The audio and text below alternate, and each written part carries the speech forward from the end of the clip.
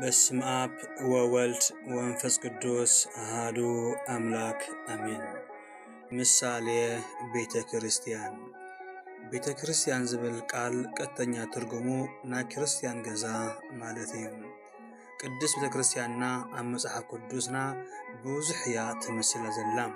ካብቲ ብዙሕ ከዓ ንሎሚ 5 ምሳሌታት ክንርኢ ኢና። ቀዳማይ መግፈፊ ዓሳ ማቴዎስ ምዕራፍ 13:47 መንግሥተ ሰማያት ኣብ ባሕሪ ተደርቤት እሞ ካብ ኩሉ ዓሳ ዝኣከበት መርበብ ትምሰል። ዓሳ ዝተብሃሉ ሓጥኣን ባሕሪ እዚ ዓለም መርበብ ዝተብሃለ ቤተ ክርስቲያን እዮም። ካልኣይ መርዓ ወንጌል ማቴዎስ ምዕራፍ 22:1 መንግሥተ ሰማያት ንወዱ መርዓ ዝገበረ ንጉሥ ትምሰል።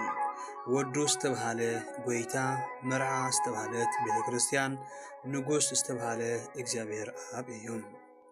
ሳልሳይ ሰበይቲ ኤፌሶን ምዕራፍ 5:25 ከምቲ ክርስቶስ ንማህበሩ ዘፍቀራ ኣቱም ሰብኡት ኣንስትኹም ኣፍቅሩ። ሰብኡት ናይ ምእመናን ምሳሌ፣ ሰበይቲ ናይ ቤተ ክርስቲያን ምሳሌ እያ።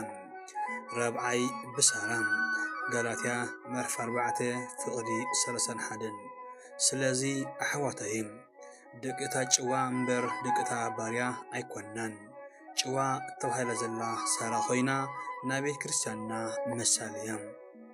ይስሐቅ ወዲ ሳራ ናይ ጎይታ ምሳሌ እዩ።